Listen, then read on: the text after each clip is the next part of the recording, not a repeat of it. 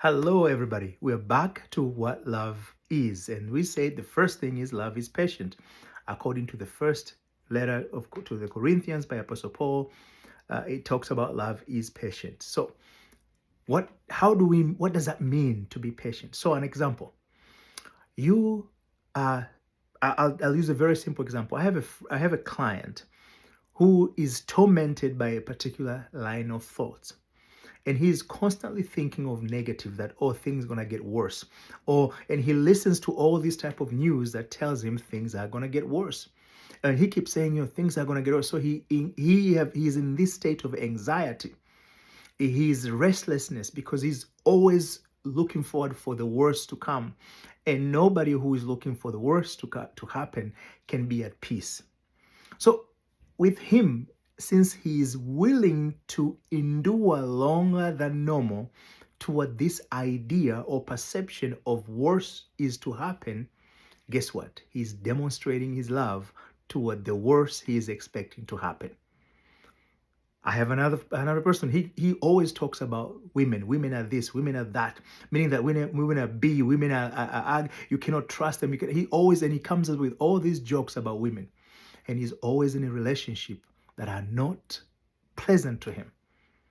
Guess what? He's demonstrating his love toward that which he speaks frequently or think often. And I've told him before, I said, you keep loving the pain. And that's why. And he said, no, I hate this pain because women. I'm like, no. You keep talking about it. You keep thinking about it. You keep imagining about it. You are demonstrating your love toward that which you speak frequently. You are doing, or you are persisting in something that was not pleasant more than what would have been normal. And for you to stay there, you are demonstrating your willingness to be there beyond what is normal. For some, I have a female friend who always talk about guys are dogs and all that stuff, and she always referencing this, and then whenever she talks about a man, she will have to use that reference.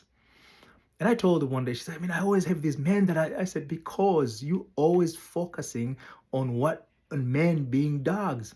You can never focus on a man who is a dog as your conversation or point of conversation or reference when it comes to men and expect to get a man who is different. In fact, any man who is different, she always repel against those. And she will still look for them, but she's always repelled, and she's always attracted to those who are like dogs. I said, because it's your nature. You are demonstrating your love toward that quality of man, and the universe is kind enough.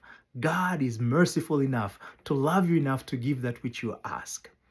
That which you ask of him. He didn't say ask good or bad. He said, before you ask, I will answer. He didn't say before you ask good or before you ask bad. Whatever you ask, he will answer. And he says, I and God alone does all these things. I cause it to rain. I cause it to sunshine. I will give you joy. I will put sorrow.